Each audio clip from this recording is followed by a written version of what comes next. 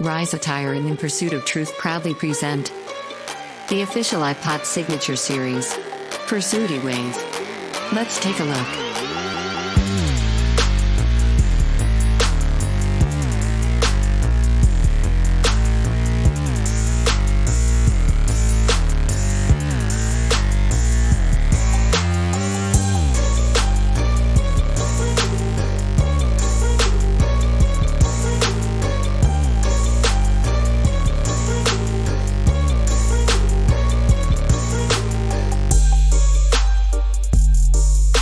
Oh yeah, you know that's right.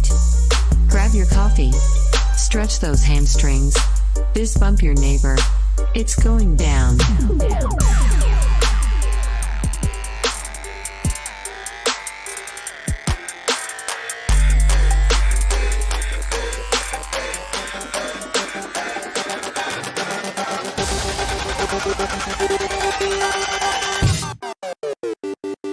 This is Sir Patrick Mack, and I approve this message.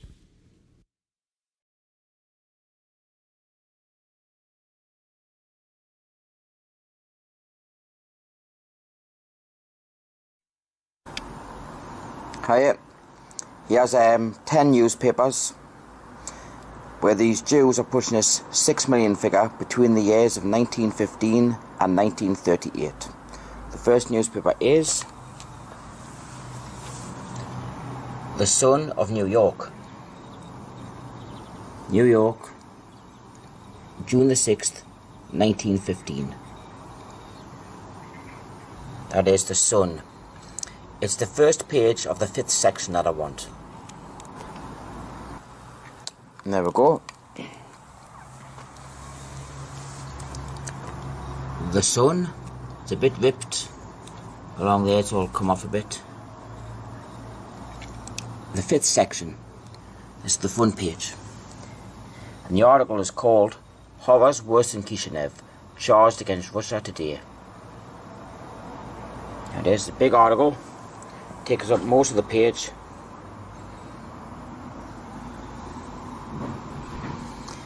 So go in. Yeah. Go. Since the destruction of the temple in Jerusalem, the Jewish people have had no darker page in their history than that which the Russian government is writing today. 6 million Jews, one half of the Jewish people throughout the world, are being persecuted, hounded, humiliated, tortured, starved. Thousands of them have been slaughtered. Hundreds of thousands of Jews, old men, women and children, are being driven mercilessly from town to town. There it is, people. 6 million Jews. One half of the Jewish people throughout the world are being persecuted, hounded, humiliated, tortured and starved. As I go along here,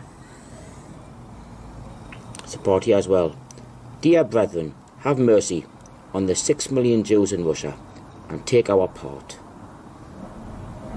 Once again, 6 million Jews in Russia. 6 million. This is in an article entitled Horrors Worse in Kishinev, Charged Against Russia Today. That's in the Sun of New York, Sunday, June the 6th, 1915. This is 18 years before Hitler ever set foot in the government. 18 years. He was holding in his hand the book of Adolf Hitler, Ymach Shemo, Mankind, translated to Hebrew. And he started to read from the book why Hitler hated Jews. You're not going to believe it. This is the next newspaper. This is New York Times again. It's from 1918. There it is, the New York Times. October the 18th, 1918.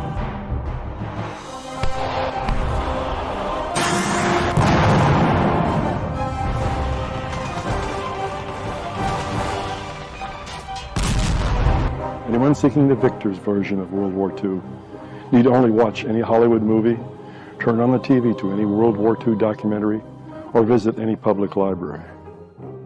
Ladies and gentlemen, you are about to hear a very frightening speech.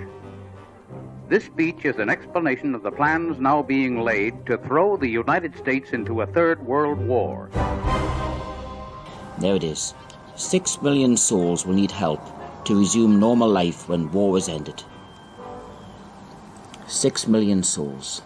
And German nation lost by conquest all our organically grown institutions.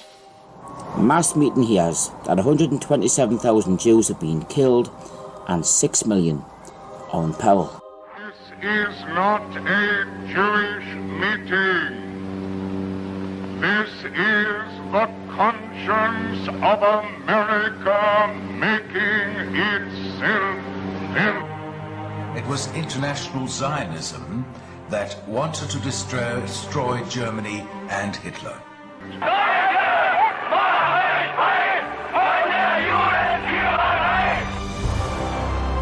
And what I tell you now concerns not only you, but your children and the survival of this country and Christianity.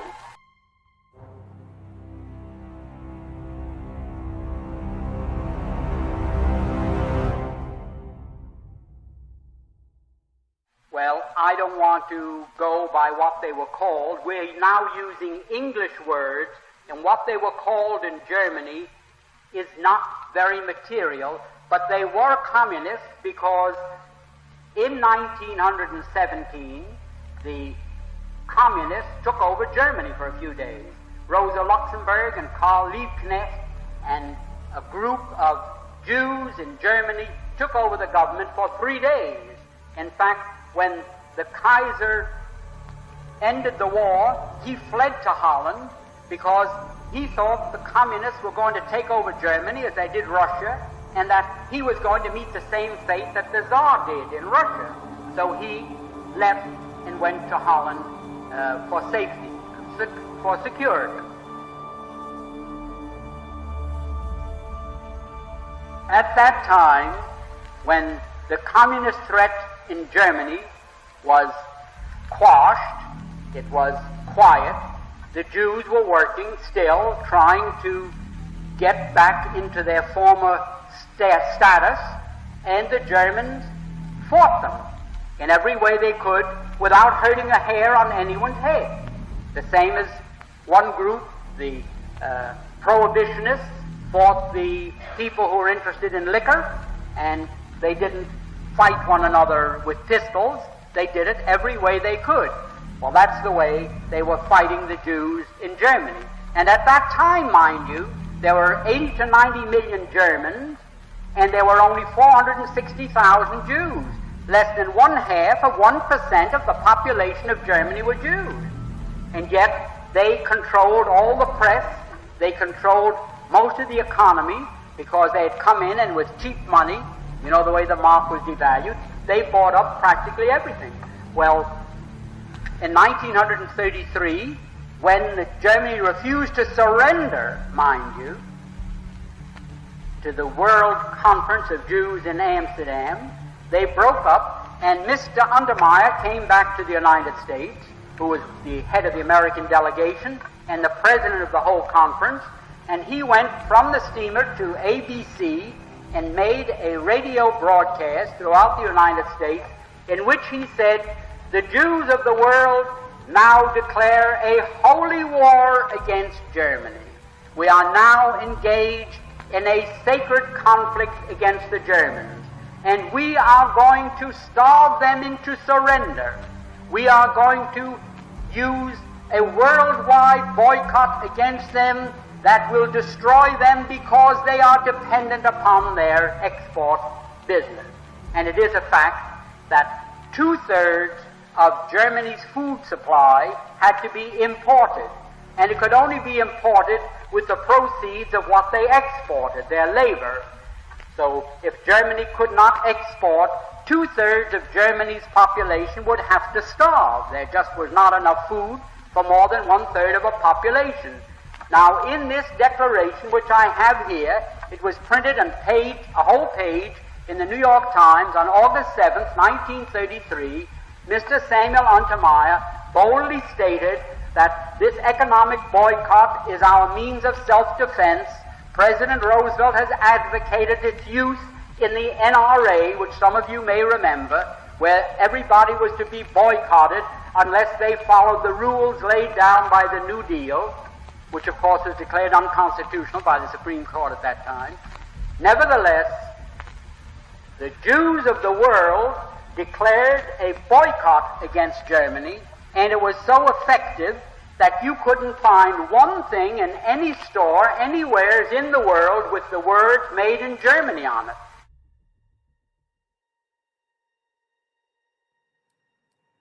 January 30th, 1933. Adolf Hitler is appointed Chancellor of Germany. The former Austrian soldier and statesman is now a major figure in a coalition government. Hitler was appointed by Paul von Hindenburg, the second-elect president of the German Weimar Republic. After having dissolved the Reichstag twice in 1932, Hindenburg was ultimately the one to secure the National Socialist Party's power, even though he was personally opposed to Hitler. Hindenburg was not only a Lutheran Protestant, but a direct descendant of Martin Luther and his wife, Katharina von Bora, through their daughter, Margaret Luther. Like Hitler, Hindenburg was a military man and statesman, having served in the Austro-Prussian 7 Weeks' War of 1866 and the Franco-German War of 1870, and retiring in 1911. He was called back to service in 1914 as the superior of expert strategist Major General Erich Ludendorff. Their success earned Hindenburg even more public acclaim, and he was promoted to the rank of Field Marshal and eventually command all land forces. Hindenburg had known the struggle of later dealing with left-wing radical uprisings throughout Germany, but still had his share of criticism for the Republican view. He retired again in 1919, viewed largely as a nonpartisan. But in 1925 came the death of Friedrich Ebert. Paul von Hindenburg became the second president of the Weimar Republic. He ran again in 1932, seen as the only candidate who could defeat Adolf Hitler. Centrist Catholics and Social Democrats kept Hindenburg in office, but Hitler's movement was not to be denied and would prove useful, even if unpleasant, as allies. 2 governments were emerging. The first, led by Franz von Papen, a wealthy Westphalian Catholic scion and diplomat who helped dissolve the Weimar government. Papen was a soldier in World War I and military attaché in Washington, D.C., to the German ambassador. As a diplomat to the U.S. and Mexico, Papen assisted the Mexican government in procuring arms for the Victoriano Huerta administration, which collapsed soon after. He had done the same in Germany, purchasing weapons during the First World War. On the 22nd of August, 1914, a series of bombings against Allied-supporting New York City businesses were carried out, led by Detective Paul Koenig, who was hired by Papen. With massive donations coming from Berlin, Franz opened a front company and preclusively purchased hydraulic presses to prevent artillery shell production, and also produced fake passports for Germans to leave for home. The second party, led by Kurt von Schleicher, last Chancellor of the Weimar Republic, who pushed for a more authoritative regime. Schleicher was a former army officer, an opponent of Hitler and Heinrich Brüning, the foreign minister and man responsible for dissolving the Reichstag. Neither party would be able to win the support of the National Socialists. Hitler demanded to be chancellor of any government in which he and his party were involved, but Hindenburg would not concede. However, in November of 1932, Papen and Hitler agreed on a government, with Hitler as chancellor, Papen as vice-chancellor. With Schleicher's efforts for parliamentary support losing steam, Hindenburg called for his resignation. On January 30, 1933, Hindenburg appointed Adolf Hitler as chancellor. His cabinet only consisting of 2 National Socialists, Wilhelm Frick and Hermann Göring. The modern-day belief is that Adolf Hitler began immediately suppressing rights of Jews in Germany, but no sanctioned campaigns occurred. The violence that did occur was already ongoing and were principally because of the Jewish involvement in World War I. At this time, Hitler was not the undisputed ruler of Germany. He was not yet in control of the military, and would not be until a consolidation of power that occurred later. February 14, 1933, the Central Association of German Citizens of Jewish Faith released a statement voicing their concern for Hitler and offering support for Hindenburg. Nevertheless, we are convinced that no one will dare to violate our constitutional rights. Zentralverein Deutscher Staatsbürger Jüdischen Glaubens, or Central Association of German Citizens of Jewish Faith, began in 1893, founded to promote Jewish social equality and protect from anti-Semitism. Much of their energy was spent attempting to dispel the ages-old idea that they were part of an international Jewish syndicate. 2 weeks after the statement, the Krefeld chapter held an event titled The Future of the German Jews, featuring Julius Brodnitz and Arthur Sandelovsky. Multiple incidents were reported in the surrounding days of the event, such as windows being smashed and even gunfire. The February 23rd issue of Zentralverein Zeitung reported of the event. Brodnitz and Sandelovsky stressed, "There is not the slightest reason to depart from our association's basic principles. Our deep inner bond with both German culture and Judaism should help us overcome all the difficulties besetting us." Brodnitz died a few years later, in 1936, as a result of a concussion suffered in an automobile accident. He had 3 sons, one being Otto Brodnitz, who was employed by investment banker Louis Frank Rothschild, a graduate of Columbia University and partner of Leonard A. Hochstadter from Kuhn and Loeb, the firm that funded much of the First World War. Rothschild was married to Cora Guggenheim of the famed Guggenheim family. But even the Zentralverein did not believe that the new government was inciting anti-Jewish uprisings, stating, "We do not believe our German fellow citizens will let themselves be carried away into committing excesses against the Jews." But this was not enough for the Jewish community. They wanted war.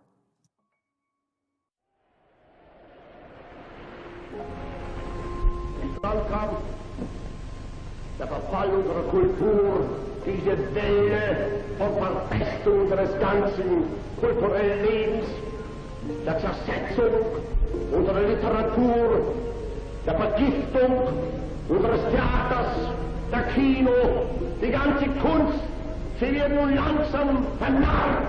Millionen unserer deutschen Volksgenossen nehmen gar keinen Anteil mehr. Sie sagen ihnen nichts mehr.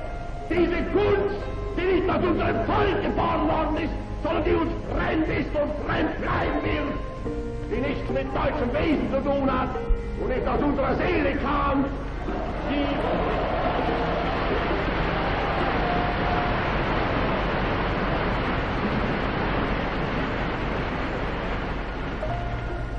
ist nur durch eine geschäftige Presse unserem Volk aufoktroyiert worden, mundgerecht gemacht worden. Und parallel damit beginnt der Angriff gegen die Erziehung unserer Jugend, die Vergiftung der kleinen Kindergehirne schon, das Herausreißen aller Erinnerungen an unsere deutsche Vergangenheit, die Beschimpfung aller großen Männer unseres Volkes, das Entfernen der Erinnerung an sie aus den Herzen und aus dem Gehirn dieser kleinen deutschen Jugend und damit im Großen eine Besudelung der deutschen Geschichte überhaupt. Nichts, was einst groß war, nichts, was mitgeholfen hat, diesen Staat und dieses Volk zu begründen, stark zu machen, wurde nun verschont von diesen zersetzenden und zerfressenden Angriffen. Alles heruntergezogen, angefangen von den Symbolen der Vergangenheit, von Kokarden und Fahnen, bis zu den großen Männern unserer Geschichte. March 4, 1933, the United States inaugurates Franklin Delano Roosevelt as the 32nd president. His speech was heard by tens of millions of anxious Americans, desperate for hope, at the height of the Great Depression. March 12, the American Jewish Congress announced a protest at New York City's Madison Square Garden, scheduled for the 27th. A call for an American boycott of all German goods raged throughout New York and other major cities. March 23rd, 20,000 rally at New York City Hall and shipping stations for North German Lloyd and Hamburg, America. Dr. Stephen S. Wise, rabbi of the Free Synagogue and a national leader of liberal thought, speaks in behalf of the Jews of the United States. This is not a Jewish meeting. This is the conscience of America making itself felt. The next day, on the 24th, London's Daily Express releases the famed headline, "Judea declares war on Germany. Jews of all the world unite. Boycott of German goods." The whole of Israel throughout the world is uniting to declare an economic and financial war on Germany. The appearance of the swastika as the symbol of the new Germany has revived the old war symbol of Judas to new life. 14 million Jews scattered over the entire world are tied to each other, as if one man, in order to declare war against the German persecutors of their fellow believers. The Jewish wholesaler will quit his house, the banker his stock exchange, the merchant his business, and the beggar his humble hut, in order to join the holy war against Hitler's people. From the Jewish publication, Not a Wretch. The war against Germany will be waged by all Jewish communities, conferences, congresses, by every individual Jew. Thereby, the war against Germany will ideologically enliven and promote our interests, which require that Germany be wholly destroyed. The danger for us Jews lies in the whole German people, in Germany as a whole, as well as individually. It must be rendered harmless for all time. In this war, we Jews have to participate, and this with all the strength and might we have at our disposal. March 26, the Zionist Association of Germany releases a telegram calling the Jewish accusations against National Socialist Germany sensational and mendacious. For many Zionists, the National Socialist regime was exactly what they needed to encourage mass immigration to Palestine.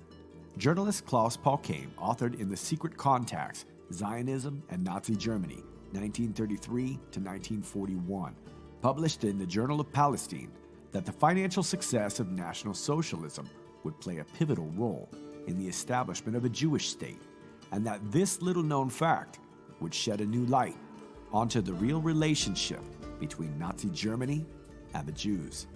German Foreign Minister Konstantin von Neurath maintained the position that Germany was the aggressor. As concerns Jews, I can only say that their propagandists abroad are rendering their co-religionists in Germany no service by giving the German public, through their distorted and untruthful news about persecution and torture of Jews, the impression that they actually halt at nothing, not even at lies and calumny, to fight the present German government. But even U.S. Secretary of State and man responsible for the establishment of the United Nations, Cordell Hull, said in a telegram to Rabbi Stephen Wise of the American Jewish Congress, "Whereas there was for a short time considerable physical mistreatment of Jews, this phase may be considered virtually terminated.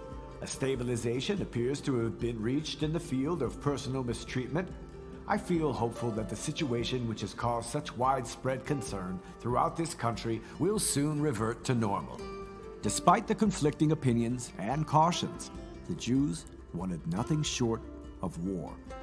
March 27, massive protests in New York City, Boston, Chicago, Philadelphia, Baltimore, Cleveland, and cities across the country, calling for action against a new Germany. All of this occurred before Hitler ever called for a boycott on Jewish goods. Hitler's response would come in a speech on March 28, 4 days after the Jews declared war on Germany. Now that the domestic enemies of the nation have been eliminated by the Volk itself, what we have long been waiting for will not come to pass. The communist and Marxist criminals and their Jewish intellectual instigators who, having made off with their capital stocks across the border in the nick of time, are now unfolding an unscrupulous, treasonous campaign of agitation against the German Volk as a whole from there. Lies and slander of positively hair-raising perversity are being launched about Germany. Horror stories of dismembered Jewish corpses, gouged out eyes, and hacked off hands are circulating for the purpose of defaming the German Volk in the world for the second time, just as they had succeeded in doing once before in 1914. Many historians will point out that this boycott order was the firing shot from Hitler and the National Socialists, leading to the beginning of the war. But few will recognize that this order was in response to the declaration of war on Germany just days before. It is this fact that prevents many people worldwide from understanding the real series of events that would lead to the devastation soon to follow.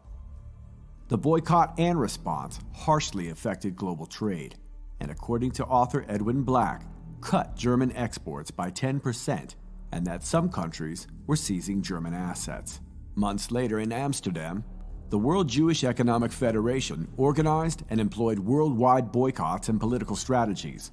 Serving as president, New York attorney Samuel Untermyer. Germany, been converted from a nation of culture into a veritable hell of cruel and savage beasts. We owe it not only to our persecuted brethren, but to the entire world to now strike in self-defense a blow that will free humanity from a repetition of this incredible outrage.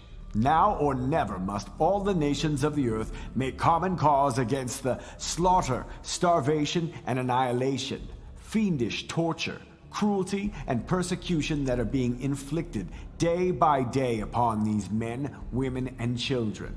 When the tale is told, the world will confront a picture so fearful in its barbarous cruelty that the hell of war and the alleged Belgian atrocities pale into insignificance as compared to this devilishly, deliberately, cold-bloodedly planned and already partially executed campaign for the extermination of a proud, gentle, loyal, law-abiding people.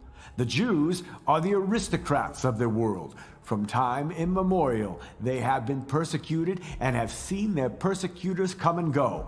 They alone have survived. And so will history repeat itself. But that furnishes no reason why we should permit this reversion of a once great nation to the Dark Ages, or fail to rescue these 600,000 human souls from the tortures of hell. What we are proposing, and have already gone far toward doing, is to prosecute a purely defensive economic boycott that will undermine the Hitler regime and bring the German people to their senses by destroying their export trade on which their very existence depends. We propose to, and are organizing world opinion to express itself in the only way Germany can be made to understand.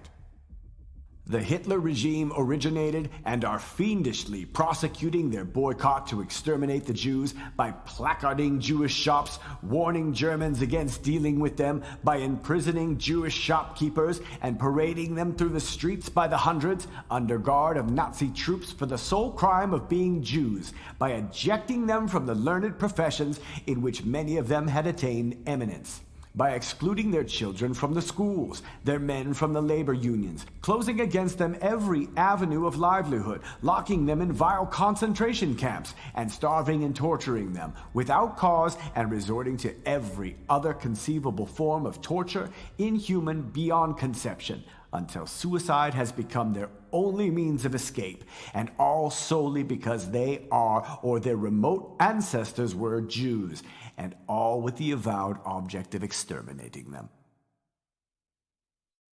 What the world did not know at the time was that the International Zionists and the National Socialists would be quietly cooperating in an agreement to send Jews to Palestine.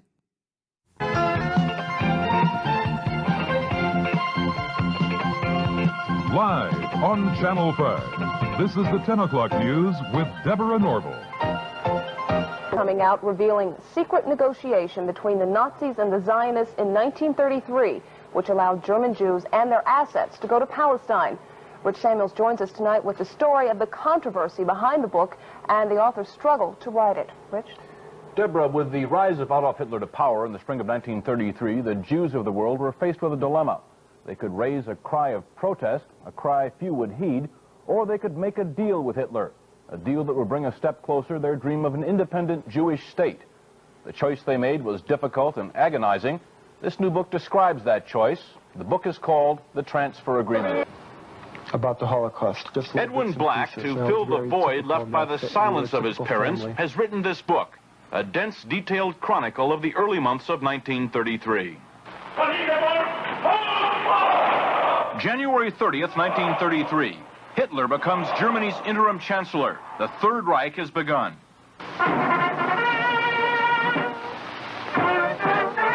But in this country, on March 4th, attention is diverted by the inauguration of Franklin Delano Roosevelt. More power to you, President Roosevelt. The entire country's behind you, thrilled with hope and patriotism. But ominous headlines tell what's already happening to the Jews of Germany. The protest of American Jews was heard almost immediately. It was based on only the sparsest of press reports. Thousands who waited hours behind police lines rush forward as the doors of Madison Square Garden are open. Jews and Gentiles join in the race for seats, and 22,000 of them get in. I was a young kid then, you see, as a teenager, and I belonged to a Zionist youth group, and we were all summoned to go to that rally.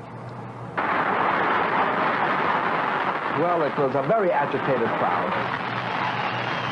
Many Yiddish speaking, a few English speaking, and Rabbi Wise mounted an appeal to the Jewish people to do something to save Jewish honor. The conscience of Nazi Germany made itself felt 5 days later. 5 days later.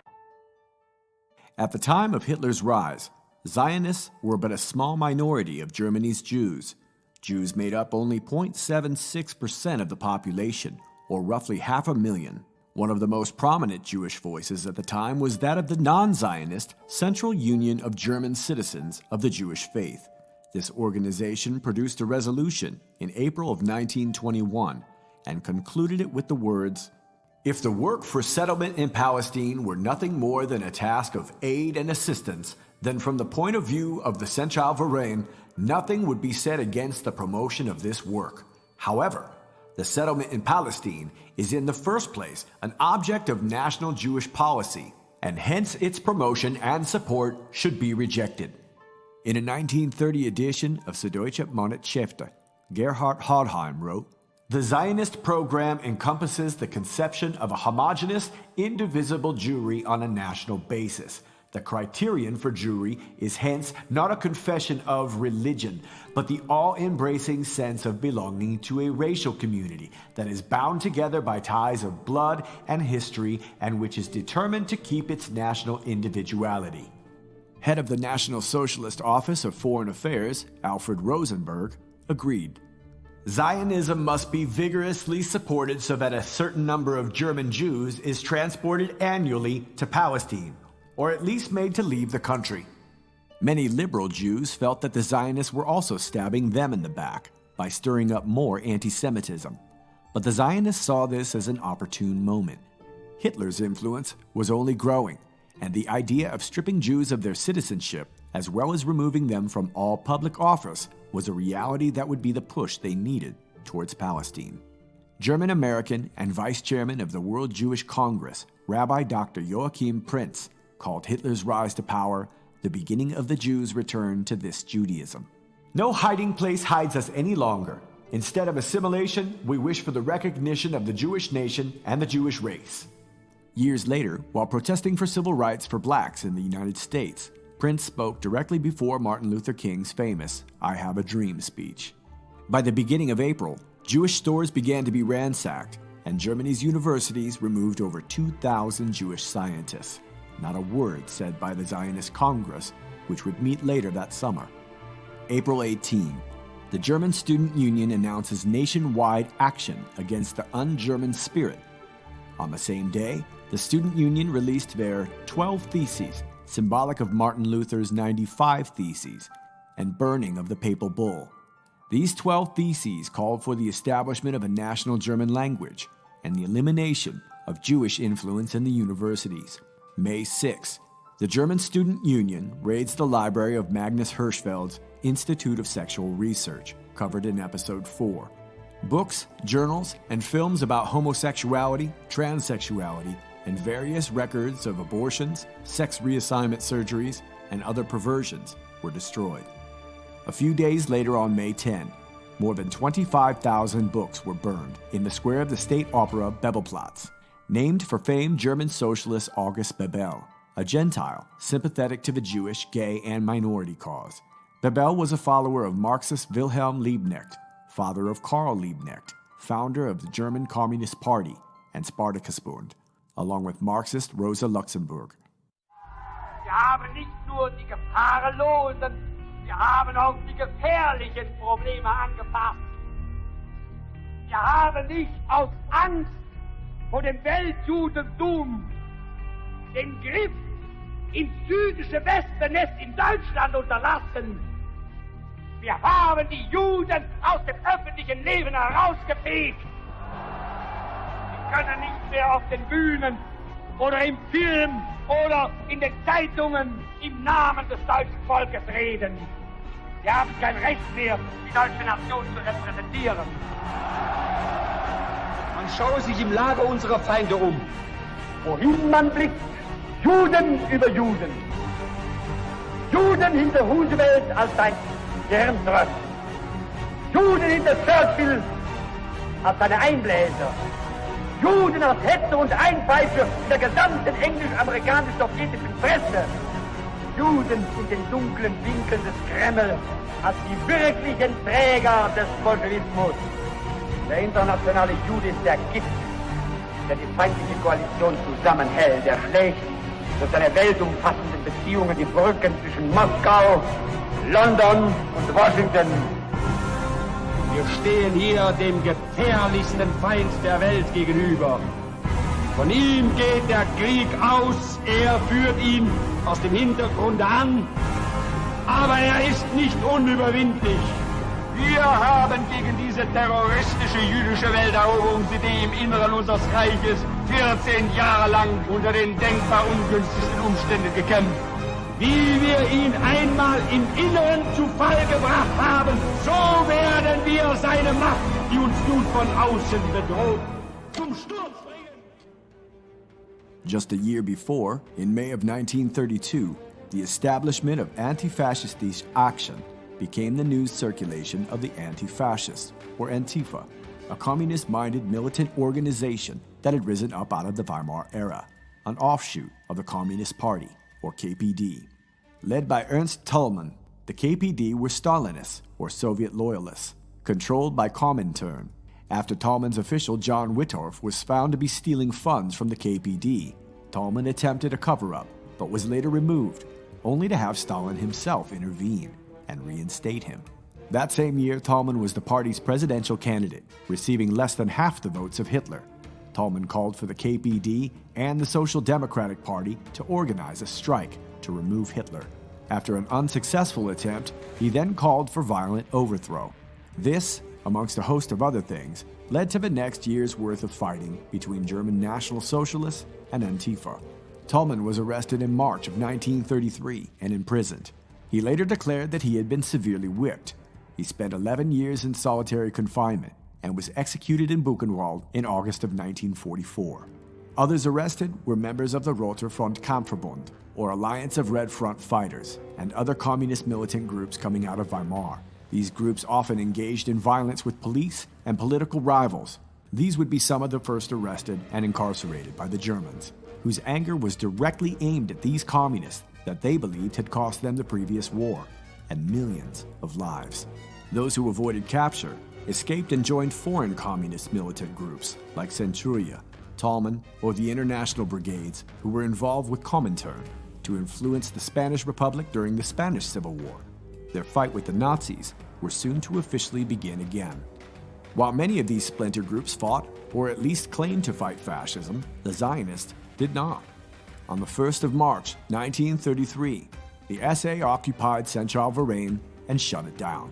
The National Socialists would also ban groups like the new Zionist organizations, such as the Reichsleague of Jewish Veterans and the Union of National German Jews, both nationalist groups, a curious move that allowed for the Zionist position to flourish in what was otherwise a non-Zionist Jewish community.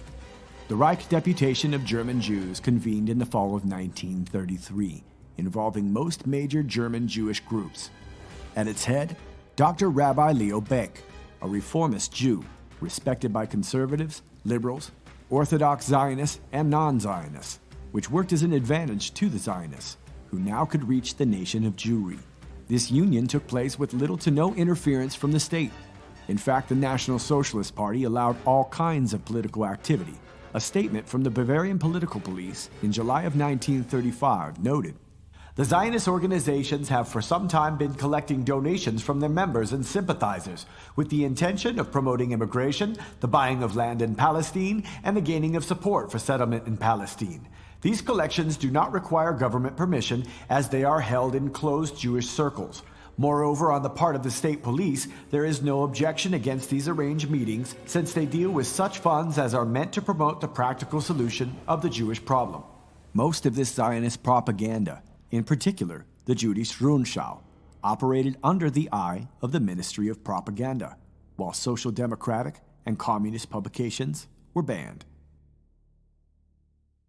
Jerusalem correspondent for the Allgemeine Zeitung, Winfried Martini, commented that of all the papers, it was the Jewish press which held freedoms that the non-Jewish publications did not, adding that the Jewish periodical, Jüdische Rundschau, the largest Jewish periodical in Germany, often featured pieces that were highly critical of the Nazis, without fear of being banned, leading to an upward growth of the paper during this time. According to Martini, this led to a steady conversion to Zionism, even by way of criticizing fascism. The Jüdische Rundschau was co-edited by Hungarian Jewish journalist Robert Welch, longtime correspondent for Haaretz, friend of Albert Einstein, and whose cousin Felix Welch was a close friend of Arthur Franz Kafka. Their stance on the Jewish boycott, although not in direct support of the Jews, appeared to affirm their Zionist positions. The fatal error of many Jews that one can represent Jewish interests under another cloak is removed. In fact, Zionist publications were permitted to operate well into the late 1930s, like Jüdisch Verlag and Schocken Verlag in Berlin. A few years before, in 1929, an association of second-generation farmers in the Mashavot of Palestine was forming a movement to promote their economic, social, security, and cultural interests. Their funding provided by the B'nai Binyamin Cooperative Bank, which had opened only a few years before that, in 1924, and released a publication of their own in the same year. This movement became known as the B'nai Binyamin Movement. Romanian author and activist Alexander Aronson became their president. His brother and sister, Aaron and Sarah, were founders of the Jewish espionage network known as Nili, which aided the United Kingdom against the Ottoman Empire in Palestine from 1915 to 1917. Nili stands for Netzach Yisrael Lo Yeshakar, or the Eternal One of Israel will not lie. They were arrested and tortured. Sarah committed suicide days after. B'nai Binyamin was a name of tribute to Jewish lawyer, activist, father of modern political Zionism, and banker, Binyamin Ze'ev, or Theodor Herzl. Habron Avraham Edmund Benjamin, or Edmund James de Rothschild, later financed the first site at Rishon LeZion. He also established the Palestine Jewish Colonization Association, or PICA. Funding and support for B'nai Binyamin came from the USA as well. Nathan Strauss of Abraham and Strauss and R.H. Macy and Company was a prominent member and is the namesake for the Israeli city of Netanya. The Strauss family had earned their fortune from crockery and glassware and owned slaves until the defeat of the Confederacy. Nathan donated much of his life to Zionism and health issues in Palestine, and had served as president of the Board of Health and commissioner of the Department of Health and Parks Commissioner in New York City. Backed by B'nai Binyamin, a Jewish citrus company based in Netanya, called Hanotea, negotiated agreements with the Reich's economic ministry. Jewish bank accounts frozen by the Reichs would be unblocked on the condition that funds would be used by Hanotea to purchase German agricultural goods which were struggling worldwide due to the international Jewish boycott. The goods and the account owners would be transferred to Palestine, where groups like B'nai Benjamin and Strauss had funded settlements. Across the Reich, Hitler's troops shut down Jewish-owned businesses for 24 hours. Within days, American Jews marched calling for the boycott of all German exports. Jews throughout Europe echoed that call, so did Jews everywhere. But a group of Zionists at the same time was quietly negotiating an agreement with the Nazis to allow the immigration of German Jews and the transfer of their assets to Palestine. That deal, reported in August 1933, was the transfer agreement.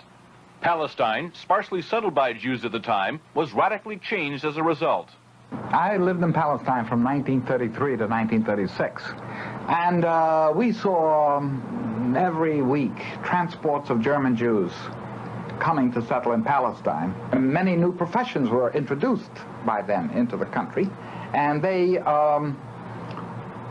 played a leading role in making Palestine then a more advanced and progressive country. Israel is really what it is because of the foundation laid by the Eastern European group, and then the lift toward an educated and well-organized government that came with the immigration of the German Jewish group.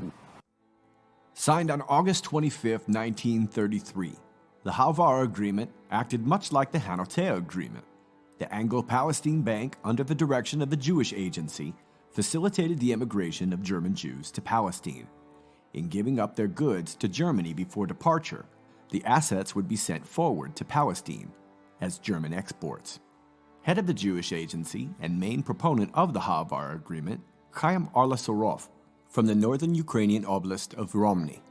Arlasarov was a socialist, an editor of Die Arbeit, or The Labor, and author of the treatise Jewish People's Socialism. He believed in ancient biblical agricultural tradition, such as the Sabbath year and the year of Jubilee, and his treatise led to a resurgence of the Hebrew language. He and close friend, Jewish scientist Chaim Weizmann, worked with the British Mandatory government in creating a Jewish national home. April 8, 1933, Arlasarov organizes a meeting between Jewish Zionists and Arab leaders of Transjordan, angering more radical Arabs who had criticized Jordan's leader, Emir Abdullah I. Abdullah's father had been part of the McMahon-Hussein correspondence, covered in episode 4, which later led to the Arab revolt against the Ottomans. Abdullah was friendly to Weizmann, Ben-Gurion, and Zionism, and was often seen as a key figure in resolving disputes amongst Arab leaders.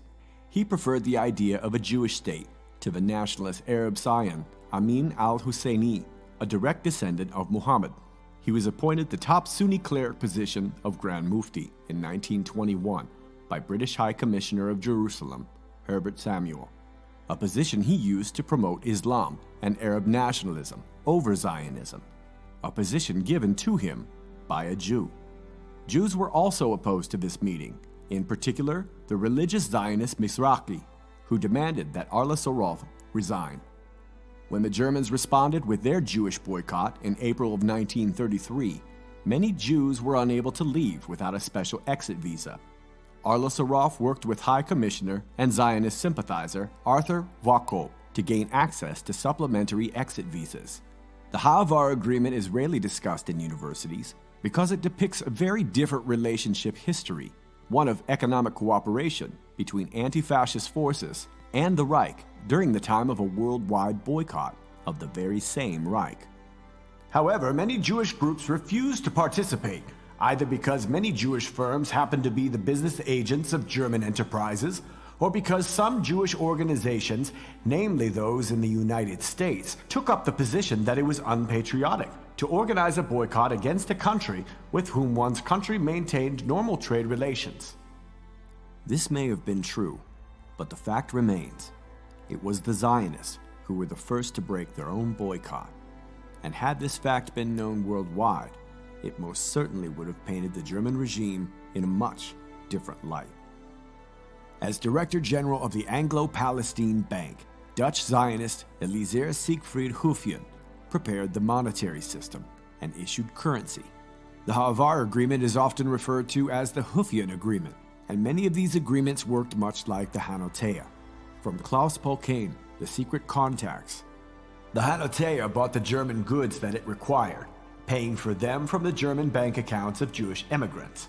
The immigrants then left Germany and received the equivalent value of the payments in real estate.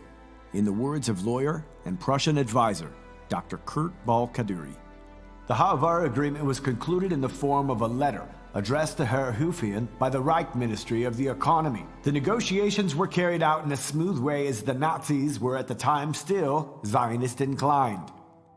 This agreement resulted in the formation of two companies, Haavara Company in Tel Aviv and Paltrow in Berlin. The Jewish immigrant would pay a sum of roughly 1,000 pounds sterling into a German Haavara account, either at Wassermann Bank in Berlin, founded by Bavarian Jewish merchant scion Oscar Wassermann, also a founder and president of Keren Hayesod, or the Palestine Foundation Fund, the major finance arm of the World Zionist Organization. Wassermann was a Federal Reserve member, along with partner from Kuhn and Loeb and Company Felix Warburg, whose bank handled the Jewish immigrant funds as well. Ultimately, the transfer of over 60,000 Jews and well over $100 million in wealth made their way to the British Mandate of Palestine, a fact rarely taught in schools and a controversial topic even amongst prominent Jews at the time, such as Abba Hillel Silver, an American Jewish Congress president, Rabbi Stephen Wise, who was leading much of the anti-German boycott movement and rattling the sabers of war.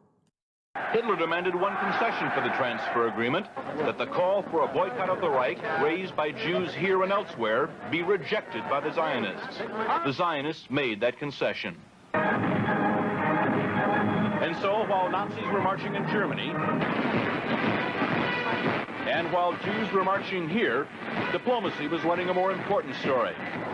In the Mediterranean, where the dream of a nation-state for Jewish people came a step closer to reality. The story in this book some will find hard to accept. On June 16, 1933, the leader of the Jewish agency, Chaim Arlosoroff, was killed, 2 days after returning from negotiations with Germany, irritating relations with Zionists even further. A Russian Jewish revisionist and supporter of Zeev Jabotinsky's revisionist opposition party was charged with the plotting of the murder. 2 others were charged with the actual murder, which is the subject of multiple theories. Abraham Stavsky and Zeevi Rosenblatt Stavsky were convicted, but after outspoken support from Chief Rabbi of Palestine, Rav Kook, his conviction was overturned.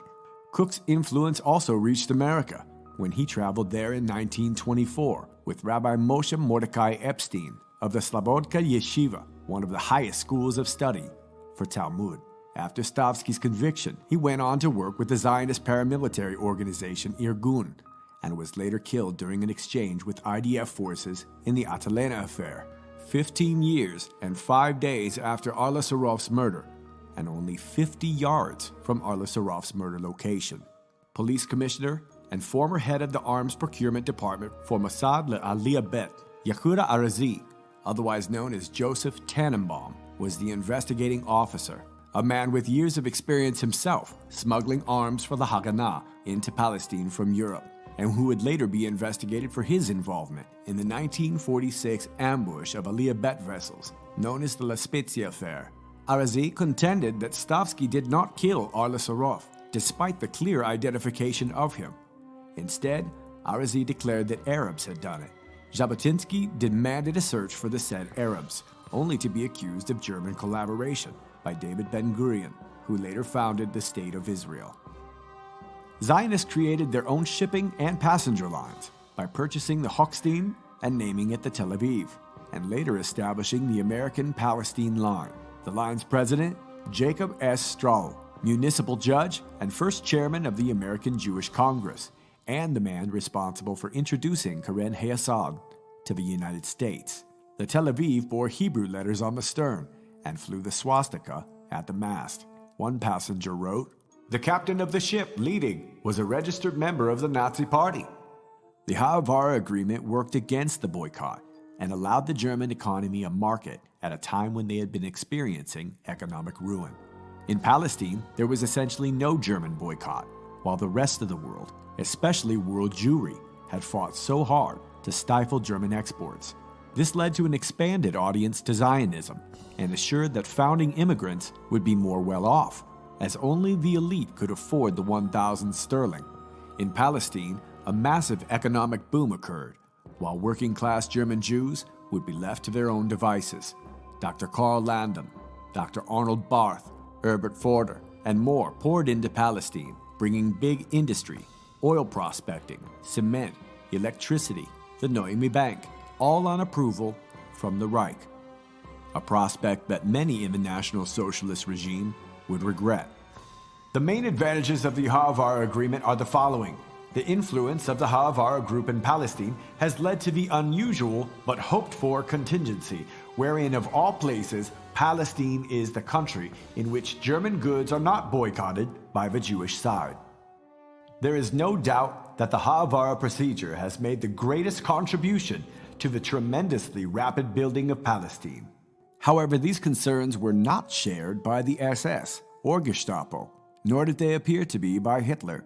An initiative should be undertaken for the overdue cancellation of the Haavara Agreement. Hitler stated that the Haavara Agreement would continue. His stance would remain, despite the objection of numerous party officials. According to Swiss Jewish journalist John Kiemch, Hitler, with unambiguous determination, ordered the promotion of mass immigration to Palestine. Jewish emigration should be further promoted by all available means. There can thus be no question about the Führer's opinion that such emigration should be above all channeled towards Palestine.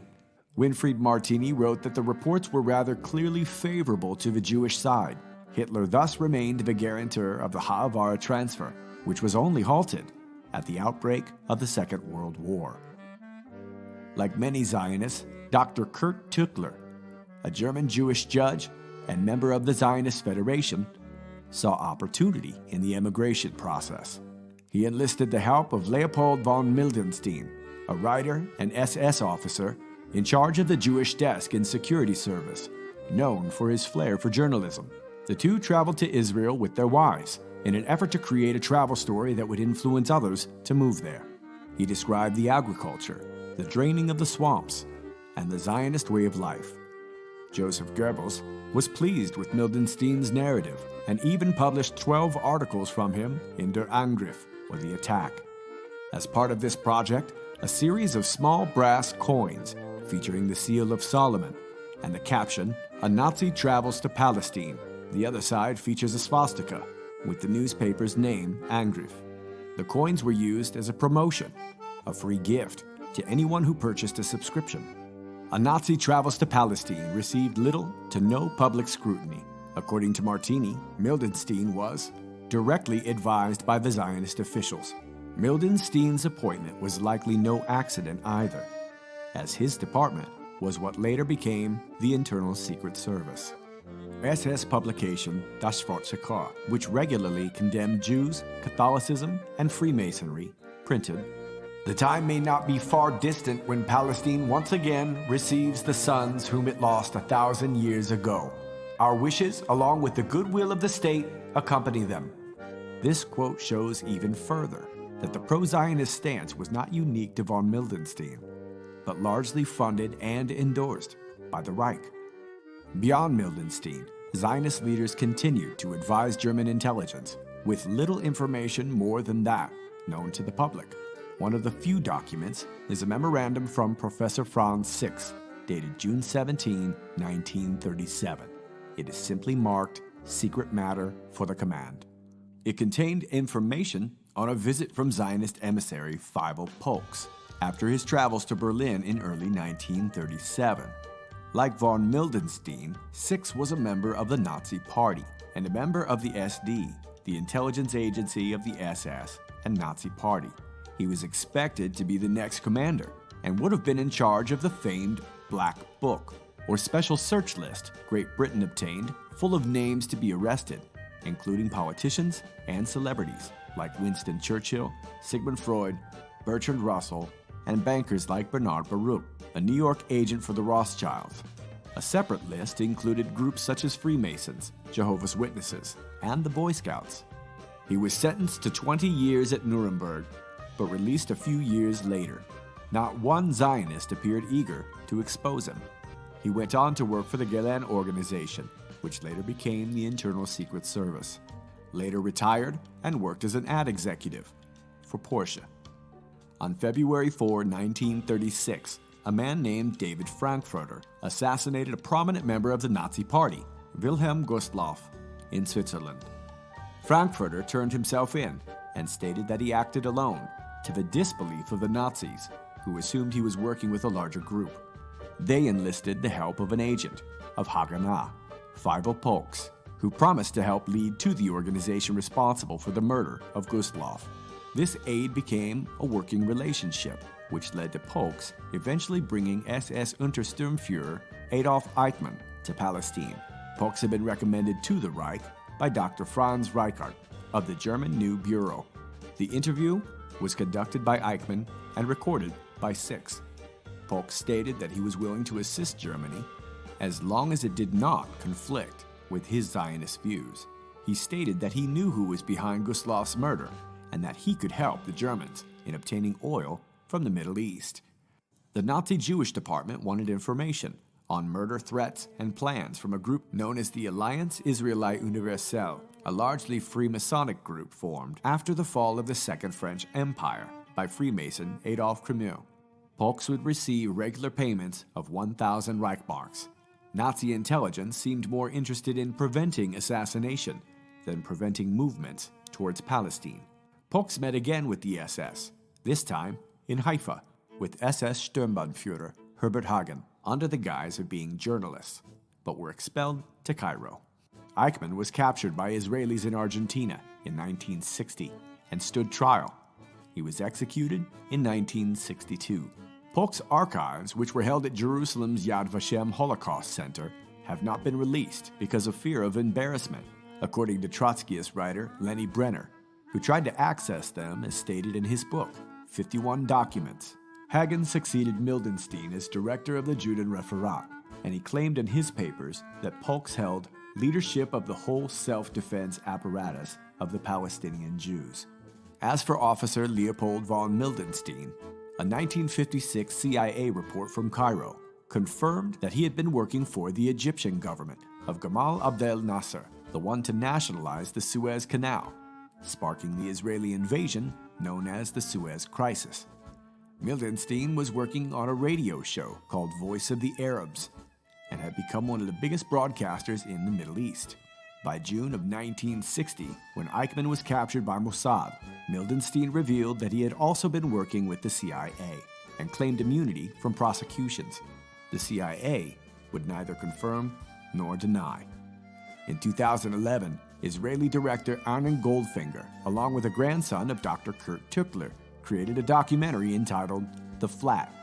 Goldfinger says that Mildenstein joined the Ministry of Propaganda under Joseph Goebbels and even worked for Coca-Cola in West Germany.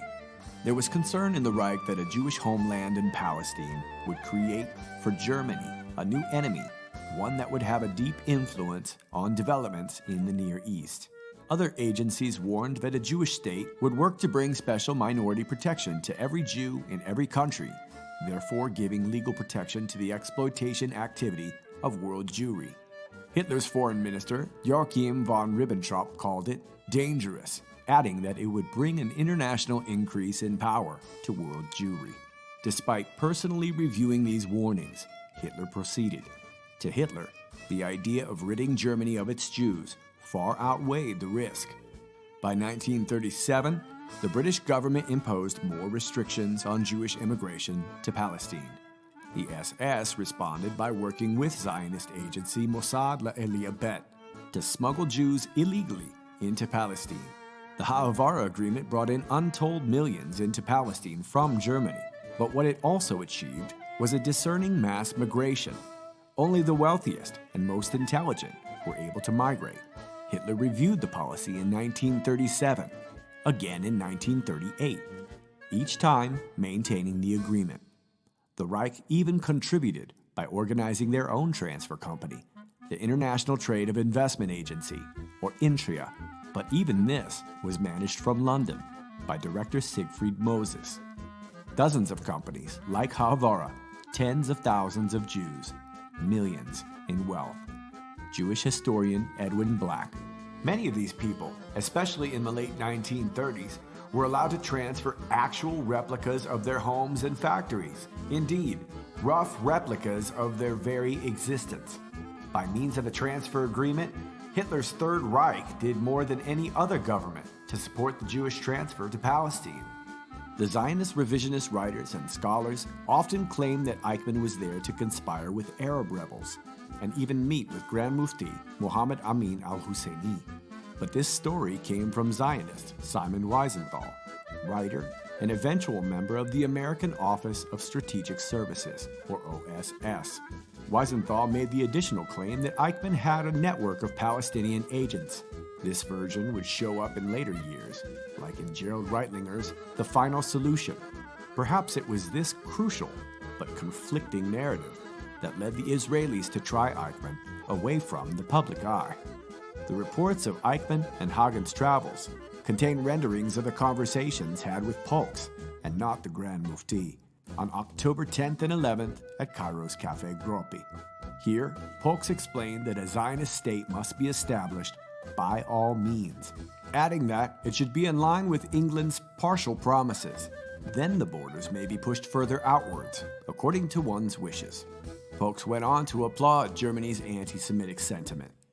Nationalist Jewish circles expressed their great joy over the radical German policy towards the Jews, as this policy would increase the Jewish population in Palestine, so that one can reckon with a Jewish minority in Palestine over the Arabs in the foreseeable future. According to Eichmann's report, the strategy was to arouse hostility amongst the fascists against the Arab nationalists, as the Pan-Islamic World Congress was set to occur in Berlin. The second point was to note that the main opponents of the fascists were the German communists, who had been broadcasting illegal communist propaganda from a lorry traveling along the German-Luxembourg border. After months of cooperation, Mossad had taken up operations in the House of the Reich Union with the regime's permission. Pina Ginsberg and Moshe Auerbach were two agents that met with the Gestapo and arranged for the expansion of illegal immigration to Palestine against the will of the British Mandate. By the summer of 1938, Eichmann had the collaboration of Mossad and Bar Gilead, setting up training camps for immigrants to prepare for their work in Palestine. These Jews from Palestine spoke a language not totally different from that of Eichmann. They had been sent to Europe by the communal settlements in Palestine, and they were not interested in rescue operations. That was not their job.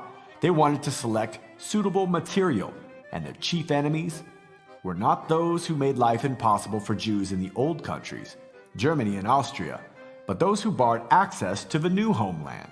That enemy was definitely Britain, not Germany.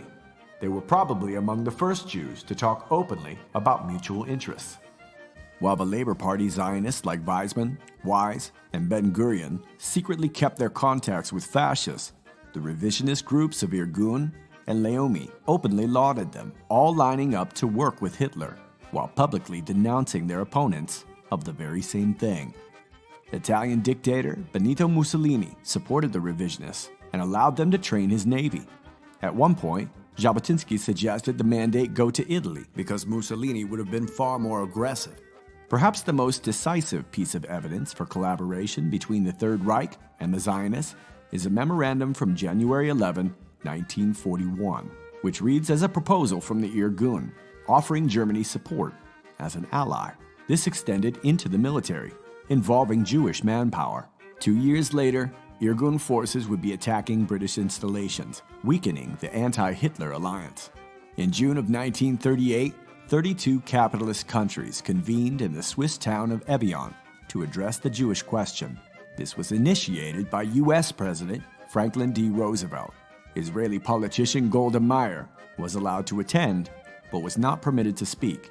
In the end, all countries decided not to take in any Jewish refugees, apart from the Dominican Republic. It would seem logical that at a time when international Jewry was calling for worldwide boycotts and even war over the Germans' supposed mistreatment of the Jews, that the Zionist Committee would pressure these nations to take them in, or that these 32 nations would see the impending danger for which this conference was called. Instead, the Zionist leaders tabled a motion for the admission of 1.2 million Jews to Palestine at the beginning of the conference. These leaders were only interested in the selective Jews, and if the danger were truly real, then the same Zionists are responsible for the failure to rescue a much greater number of Jews. They looked on the whole thing with indifferent hostility from the very beginning. The truth of the matter was that what was being attempted in Evian in no way conformed with the idea of Zionism. If Adolf Hitler were truly hell-bent on Jewish genocide, this was the ideal time to save them. Nearly 1.2 million of them. 32 nations had this opportunity. 32 declined.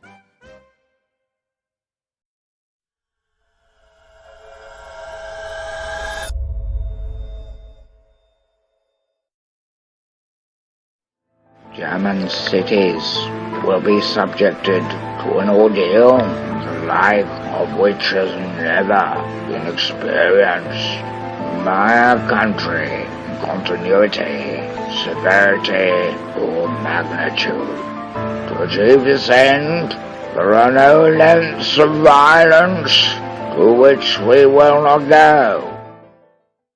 Most films, books, and articles, as well as academic lectures and material, offer the perspective that the beginning of the Second World War started with Adolf Hitler's invasion of Poland, an act of aggression, unprovoked, the beginning of Hitler's worldwide conquest. Historian Richard J. Evans wrote, in 1934, when Hitler had concluded a 10-year non-aggression pact with the Poles, it had seemed possible that Poland might become a satellite state in a future European order dominated by Germany. But by 1939, it had become a serious obstacle to the eastward expansion of the Third Reich. It therefore had to be wiped from the map and ruthlessly exploited to finance preparations for the coming war in the West. But if these same historians were willing to offer their perspective of the rest of the world, would this tale be told differently?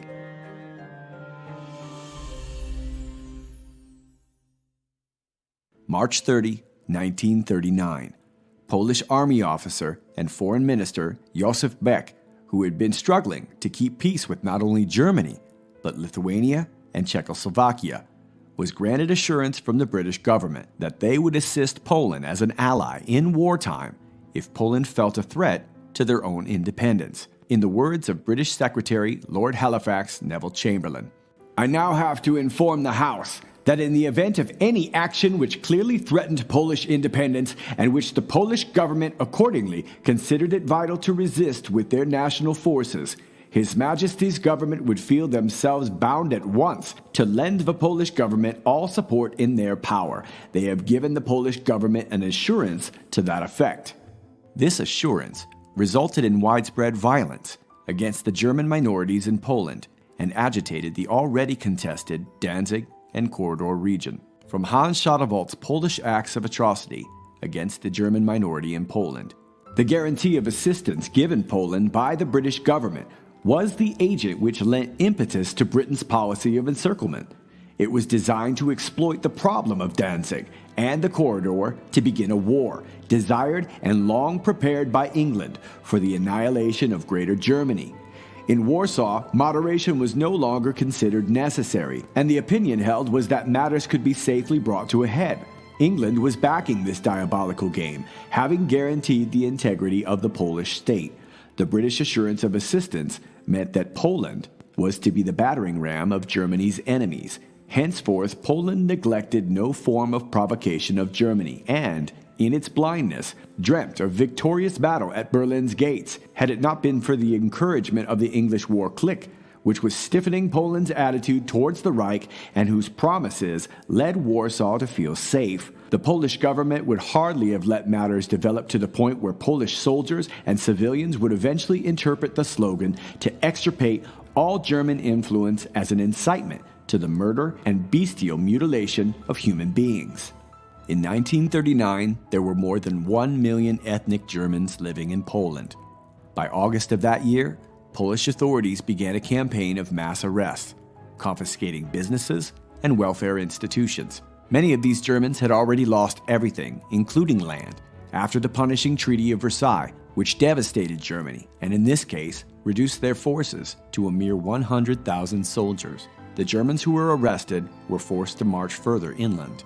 Due to the agreement with the British, the Polish would treat these Germans as hostages who were to be punished with impunity. Donald Day from the Chicago Tribune. I traveled up to the Polish corridor where the German authorities permitted me to interview the German refugees from many Polish cities and towns. The story was the same: mass arrests and long marches along roads towards the interior of Poland. The railroads were crowded with troop movements. Those who fell by the wayside were shot. The Polish authorities seemed to have gone mad. I have been questioning people all my life, and I think I know how to make deductions for the exaggerated stories told by people who have passed through harrowing personal experiences. But even with generous allowance, the situation was plenty bad. To me, the war seemed only a question of hours. More than 80,000 Germans forced to leave Poland, a home which had been theirs to begin with. British Ambassador Neville Henderson warned that war would be an inevitable conclusion if these atrocities didn't cease, and if negotiations were unsuccessful.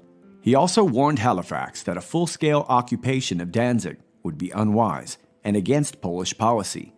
What he did not know was that the policy of Halifax would require the destruction of Germany.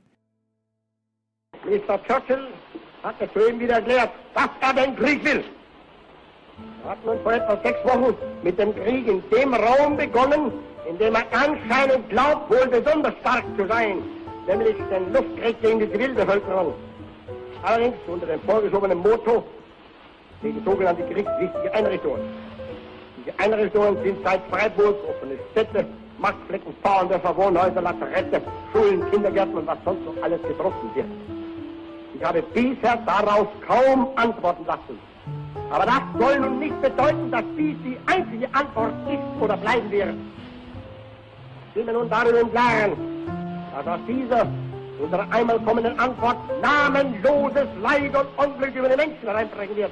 Natürlich nicht über Herrn Churchill, denn er wird dann sicherlich in Kanada sitzen, dort wohin man ja das Vermögen und die Kinder der vornehmsten Kriegsinteressenten schon gebracht hat. Aber es wird für Millionen andere Menschen ein großes Leid entstehen. Und Herr Churchill sollte mir dieses Mal vielleicht ausnahmsweise glauben, wenn ich als Prophet jetzt Folgendes ausspreche. Es wird dadurch ein großes Weltreich zerstört werden. Ein Weltreich, das zu vernichten und auch nur zu schädigen, niemals meine Absicht war. Allein ich bin mir darüber im Klaren, dass die Fortführung dieses Kampfes nur mit der vollständigen Zertrümmerung des einen der beiden Kämpfenden enden wird. Mr. Churchill mag glauben, das ist Deutschland nicht. Ich weiß, es wird England sein.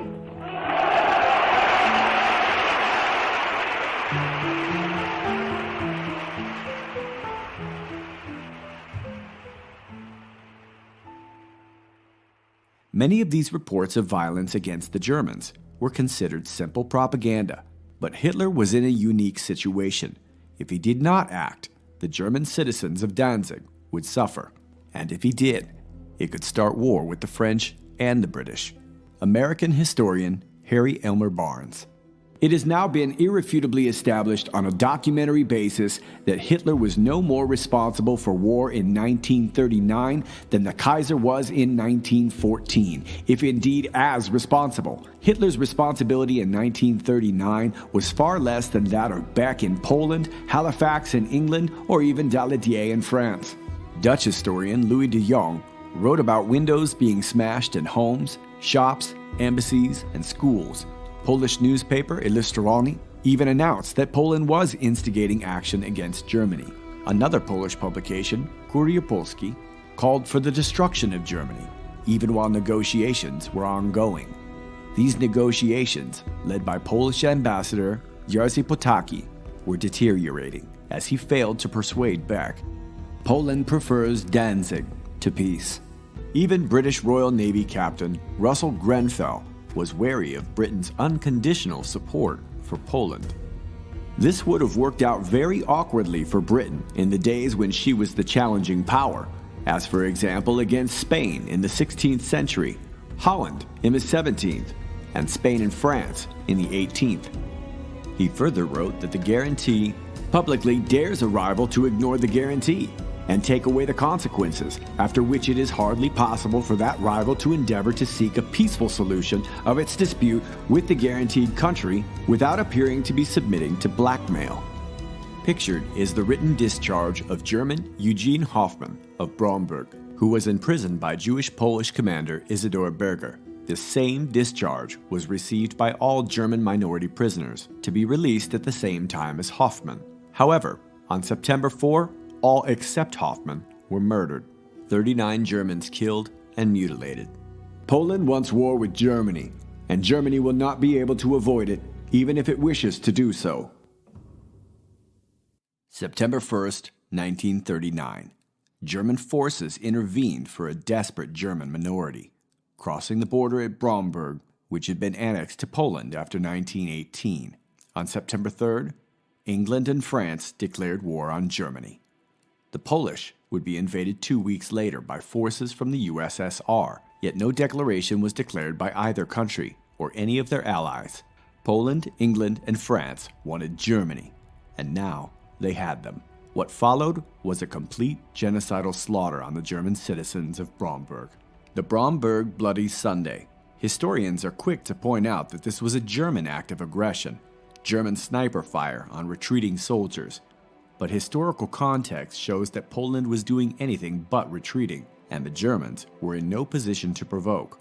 In and near Bromberg, thousands of Germans were hunted and killed by gangs of Poles. Even Polish priests were not only encouraging the extermination, but issuing weapons. Torture and mutilation across the city. Bodies lay about everywhere, many of them still bound or shackled. Over 5,000 murdered, according to the official number, but some historians contend this figure. At the Protestant New Cemetery in Bromberg alone lay more than 900 Germans killed.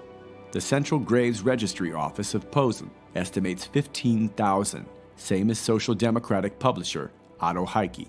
All of this took place before the war, which was to come, a series of heinous atrocities. The Poles have lost the last feeling of moderation and proportion. Every foreigner who looks at the new maps in Poland, on which a large part of Germany, as far as the proximity of Berlin, as well as Bohemia, Moravia, and Slovakia, and a gigantic part of Russia, are already annexed in the quite fertile imagination of Poles, must think that Poland has become a gigantic lunatic asylum. The further you go into Poland, the more you find pillage and murder. This nation of peasants inclines to drink, quarrel, abuse, and murder. It would be hard to find so many murderers in any other nation. The minorities in Poland are to disappear, and it is Polish policy that they shall not disappear only on paper.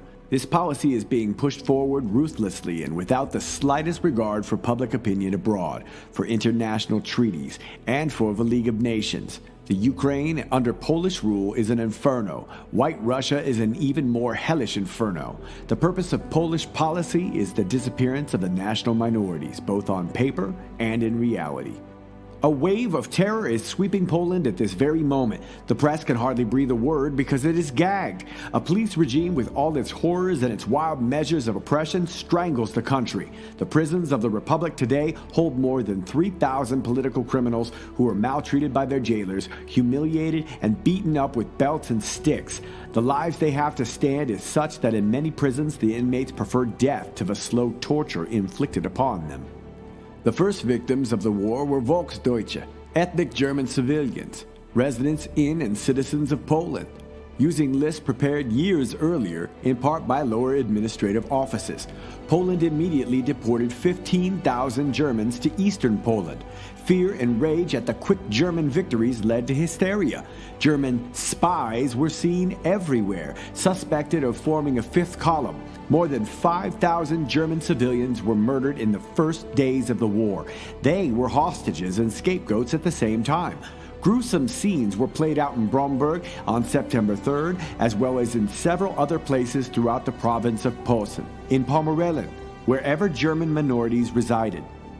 In an effort to reach a peaceful solution, Hitler was prepared to rescind parts of Poland and restore sovereignty in Czechoslovakia.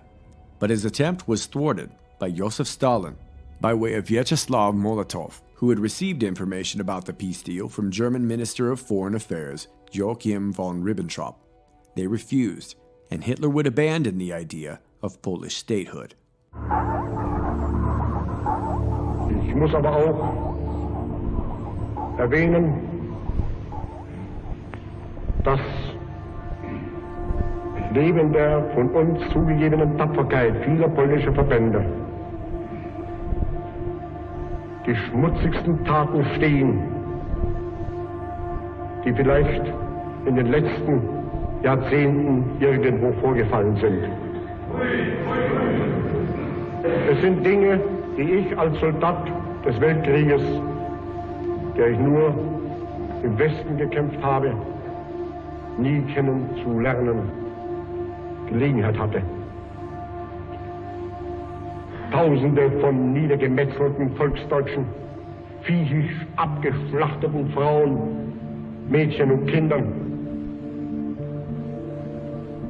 unzählige deutsche Soldaten und Offiziere, die als Verwundet in die Hände dieses Gegners gefallen sind. Sie wurden massakriert, Augen ausgestochen, bestialisch verstümmelt. Und das Schlimmste, diese polnische Regierung hat das in ihrem eigenen Rundfunk ganz offen zugegeben. Es gab wirklich Momente, da man sich sagen musste, soll man unter diesen Umständen sich selbst noch irgendeine Beschränkung auferlegen?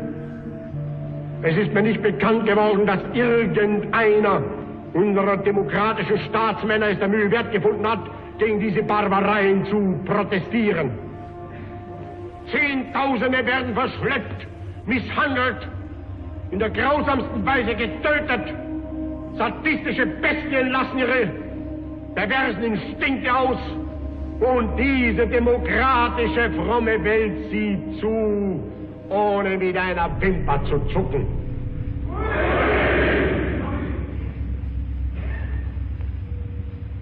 Es war sehr schwer, sich hier in der Gewalt zu behalten. Ich möchte aber hier gleich betonen, man soll sich auch hier wieder nicht in den demokratischen Staaten einbilden, dass das ewig so sein muss. Wenn man es anders haben will, dann kann man es auch anders haben.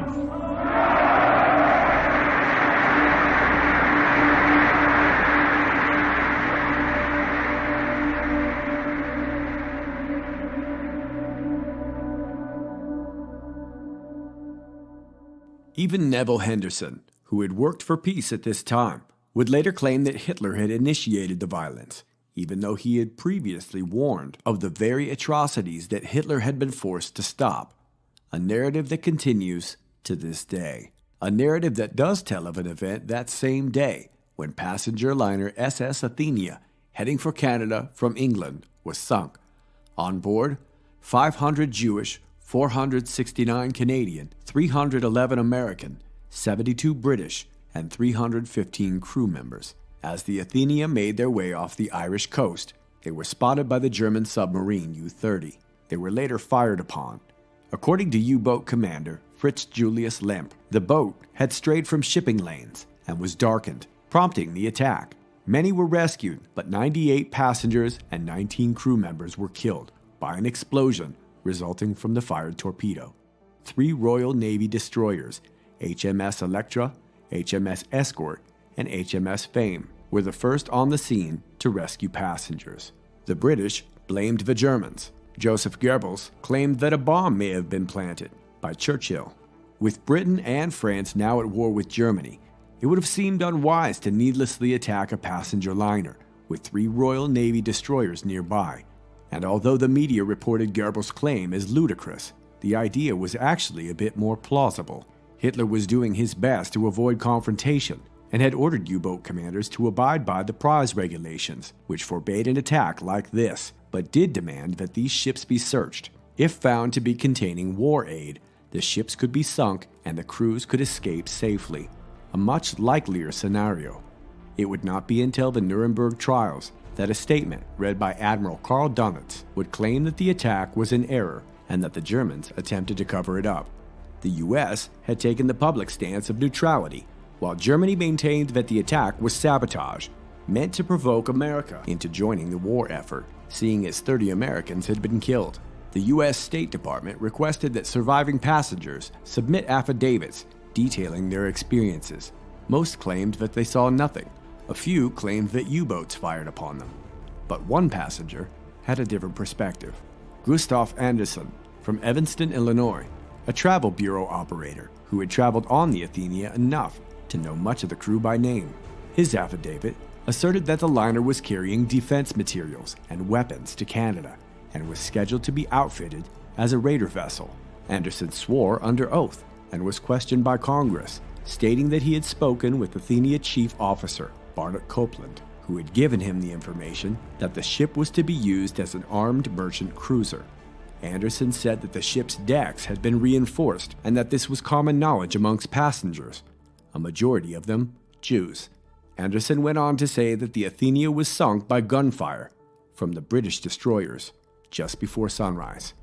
If the liner had indeed been carrying munitions, it most certainly would have been a legitimate target for the Germans, and even more importantly, avoided a war. Chief Officer Copeland denied these claims.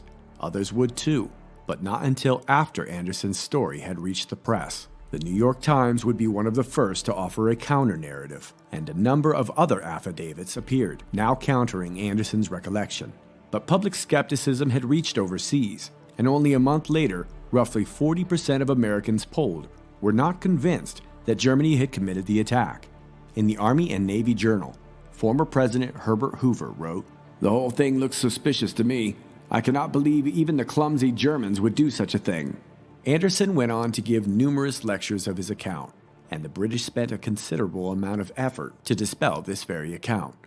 This led many Americans to question why the British would go to such lengths to silence or counter Anderson if the story were simply not true. But American media would pursue story after story to the contrary. As one of the rescue vessels, City of Flint, made their way to Halifax, Nova Scotia, the ship's captain, Joseph Gaynard, blocked Anderson's effort to make contact with the New York newspaper to give his account. His version was largely told as sensational, and later it was claimed that he had worked as a spy for Idaho Republican Senator William Borah, a descendant of Catherine von Bora, a man who rejected the Treaty of Versailles and the U.S. entry into the League of Nations. Winston Churchill became the first Lord of the Admiralty on September 3, 1939, the very same day as the mysterious sinking of the Athenia. This was one of the basic problems that Churchill had in the war years, persuading the Americans to come in and fight his war for him. Because by 1940 it had become Churchill's war. It was no longer concerned with Poland. Poland was forgotten as soon as Poland was defeated. The war by 1940 had become a matter of self-prolongation. It had become important for Churchill's own political reign that the war continue. In March of 1938, the Austrian banking baron, Louis Nathaniel de Rothschild, was arrested at the airport in Aspern. It was reported that he would be held until he made good of the losses of the Kreditanstalt, which was the largest bank in Austria. That is, until it failed in 1931. Rothschild had been the president. He was held on a $10 million ransom at the Hotel Metropole in Vienna. Later, he was released after a payment of $21 million, the largest ransom payment for any individual in history. On the 6th of July, 1938, Winston Churchill expressed his anger at the arrest and even lamented that Jewish ladies were being forced to clean the streets, but his feelings about Germany were clear. Germany's most unforgivable crime before the Second World War was her attempt to extricate her economic power from the world's trading system and to create her own exchange mechanism, which would deny finance its opportunity to profit. It was not a secret that Churchill wanted to agitate Germany and had planned not only a second, but a third world war for years. Much of this was stated in a collection of his own essays entitled Step by Step, written from 1936 to 1939. They suggest a hatred of European Renaissance and a strong desire for an English, American, and Soviet alliance. Churchill and his big banking associates were more interested in their Far East investments, which largely consisted of the opium and drug trade. And he even mockingly stated that the influx of opium and missionaries have done nothing but good for China. Churchill was highly critical of the Jews, but at the same time appeared to have a fondness for them. Some close friends, such as Major General Sir Edward Louis Spears. Even Winston had a fault. He was too fond of the Jews. Although Churchill had plenty of criticism for the Jewish people, he seemed more interested in helping Jewish financiers get their war, while at the same time destroying the resurging German economy that was occurring under Hitler and the National Socialist regime. He was keenly aware of who was responsible. The same phenomenon has been presented in Germany, so far as this madness has been allowed to prey upon the temporary prostration of the German people. Although in all these countries there are many non-Jews every whit as bad as the worst of the Jewish revolutionaries, the part played by the latter in proportion to their numbers is astonishing. But Churchill's supposed love-hate relationship with the Jews was a much more prolific one than meets the eye. After all, my friends, only a few hours away by air, there dwells a nation of nearly 70 millions of the most educated, industrious, scientific, disciplined people in the world, who are being taught from childhood to think of war as a glorious exercise and death in battle as the noblest fate for man. There is a nation which has abandoned all its liberties in order to augment its collective strength. There is a nation which, with all its strength and virtue, is in the grip of a group of ruthless men preaching a gospel of intolerance and racial pride, unrestrained by law, by parliament, or by public opinion. In that country, all pacifist speeches, all morbid war books are forbidden or suppressed, and their authors rigorously imprisoned. From their new table of commandments, they have omitted, "Thou shalt not kill." It is but 20 years since these neighbors of ours fought almost the whole world and almost defeated them.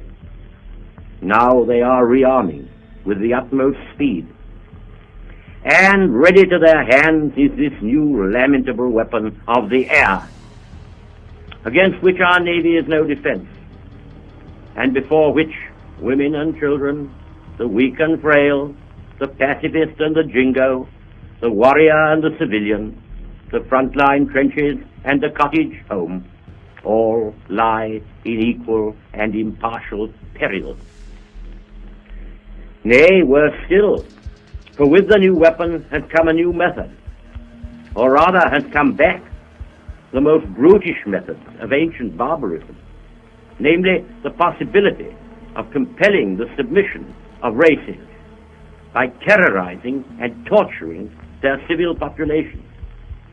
And worst of all, the more civilized a country is, the larger and more splendid its cities, the more intricate the structure of its social and economic life, the more is it vulnerable, the more is it at the mercy of those who may make it their prey. Now these are facts, hard, grim, indisputable facts, and in face of these facts, I ask again, what are we to do? The first political plan for a Jewish homeland in Palestine was written by Colonel Charles Henry Churchill in 1841, 50 years before the father of Zionism, Theodor Herzl. Winston's father, Lord Randolph Churchill, was often mocked for his large Jewish circle of friends, many of whom were part of the Rothschilds' banking dynasty. Jewish merchant banker Ernest Cassell had managed Winston's finances for his life, free of charge. His mother, Jenny Jerome, or Jacobson, was from a wealthy Jewish family. Her father, Leonard Jerome, changed from Jacobson, was a large Jewish shareholder of the New York Times, and at the time was known as the King of Wall Street, and a close friend of the prolific Vanderbilt family. Jenny was part Iroquois and one of the first women in elite society to be tattooed. She had a snake coiled around her left wrist. Churchill benefited from the generosity of rich Jews such as Sir Ernest Cassell, and even joked about Sir Philip Sassoon being the restaurant car attached to his train. His sponging induced grotesque fantasies that he was in the pay of international Jewry. In 1924, Churchill filed a libel suit against Lord Alfred, or Bosie, Douglas, lecturer, poet, son of the Marquess of Queensberry, and lover of poet Oscar Wilde. Douglas claimed that Churchill had falsified a report on the naval battle of Jutland in World War I, when the Royal Navy drove back German fleets.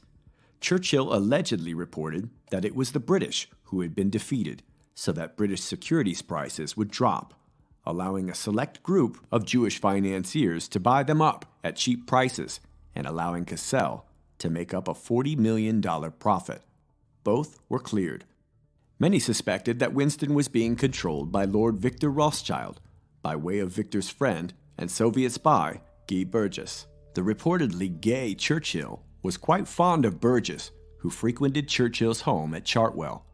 Many suspected that this was how Winston was being influenced, as Burgess was earning nearly 5 times what his contemporaries made. Burgess was recruited as a Soviet agent in 1934, and by the next year, the Anglo-German Fellowship was formed by Burgess and Colonel John Robert McNamara. British historian John Costello tells of an instance when Burgess, McNamara, a War Office official by the name of Tom Wiley, and J.H. Sharp, the Church of England's archdeacon for Southern Europe, took a group of boys to a Hitler youth camp, where the boys allegedly satisfied their sexual passion. The trip was sponsored by the Foreign Relations Council of the Church of England. By 1936, Burgess landed a job producing for the BBC. In October of '38, he met Winston Churchill, and later that year joined British MI6. Guy was also a lover of Sir Anthony Blunt, an art historian and Soviet spy, who later confessed to recruiting young students at Cambridge University. Blunt used homosexuality as a way of blackmailing older boys, and later, men. Anthony knew that much of Britain was run by former prefects, vulnerable to blackmail. He contends that Blunt ran a pedophile ring, which included much of the country's elite. Like Churchill, Blunt was close with the banking families, like the Rothschilds and Warburgs, and shared young boys with the head of MI6, Maurice Oldfield. He goes on to write that much of the royal family were not only homosexual, but had an affinity for young boys. This included Edward, Prince of Wales, his brother George, Duke of Kent, the brother to the Queen, David Bowes-Lyon, and Lord Louis Mountbatten, uncle of Prince Philip, and later husband of the granddaughter of Jewish banker Ernest Cassell. In fact, he makes the point that much of the royal family is indeed Jewish. Everywhere you looked, you could see the Jewish influence in Churchill's life. Bernard Baruch, David Ben-Gurion, Chaim Weizmann, Rufus Isaacs, and even Charlie Chaplin. In 1935, Winston Churchill contacted Britain's first film mogul, Alexander Korda, about a script he had written entitled The Reign of George V, and secured a contract as an assistant producer and historical advisor for the film, a film that would later be shelved. But Korda would prove useful, as his rising status allowed him to connect with Hollywood, where he released a successful trilogy of films: Sanders of the River in 1936, The Drum in 1938, and The Four Feathers in 1939. These English westerns did well at the box office, resulting in Hollywood's 1939 response, Gunga Din. Famed aviator and leader of the America First movement, Charles Lindbergh, was outraged at the propaganda films, arguing that America was being enticed into an unnecessary war. The three most important groups who have been pressing this country towards war are the British, the Jewish, and the Roosevelt administration. Lindbergh was plenty aware that the cinemas were a propaganda machine, saying that cinemas soon became filled with plays portraying the glory of war. American author Gore Vidal. The English kept up a propaganda barrage that was to permeate our entire culture. On our screens, it seemed as if the only country on earth was England. British intelligence had no great faith in the American educational system. In May of 1940, Korda was summoned to meet with Duff Cooper, Churchill's Minister of Information. Korda was called to the U.S. to create an American propaganda film. Hollywood at the time was becoming not just a sanctuary for Jewish filmmakers, but a hotbed. Creating a film in Hollywood would create less suspicion for agents and propagandists. That film was That Hamilton Woman, released in March of 1941, featuring Laurence Olivier and Vivien Leigh, who was now one of the world's biggest stars after appearing in the Oscar-winning Gone with the Wind. The film is set during the Napoleonic Wars. The famous line from Olivier, "You cannot make peace with dictators. You have to destroy them, wipe them out," was a clear analogy to Adolf Hitler. This film, along with another one of Churchill's Jewish friends, Charlie Chaplin's The Great Dictator, United Artists Foreign Correspondent, and MGM's The Mortal Storm, were films that were used as propaganda and received boycotts from America First, as productions that seemed to be preparing Americans for war. Churchill kept a bust of the movie's character, Admiral Horatio Nelson, on his desk, and named his cat the same thing. In September of 1941, 2 months before Pearl Harbor, the U.S. Senate conducted an investigation into propaganda in motion pictures. Exhibit 1, Alexander Korda. But the real drama was unfolding with Churchill himself. Much of the world's media was portraying Hitler as the dragon and Churchill as King George. The story of Korda is worth its own film. He was later accused of working for MI6, with payments being shown to British agents in the US. Claude Danzy, deputy chief of MI6, sat on the board of London's films after the war. Winston Churchill knighted him in 1942. Today, the BAFTA, or British Film Award, is given in honor to Korda. Another protege of MI6's Claude Danzy was Ian Fleming, or codename Z, who wrote a series of novels that fascinated Korda, especially 1954's Live and Let Die, featuring the now iconic character James Bond. Had Korda not died in 1956, it may have been him who had directed the film.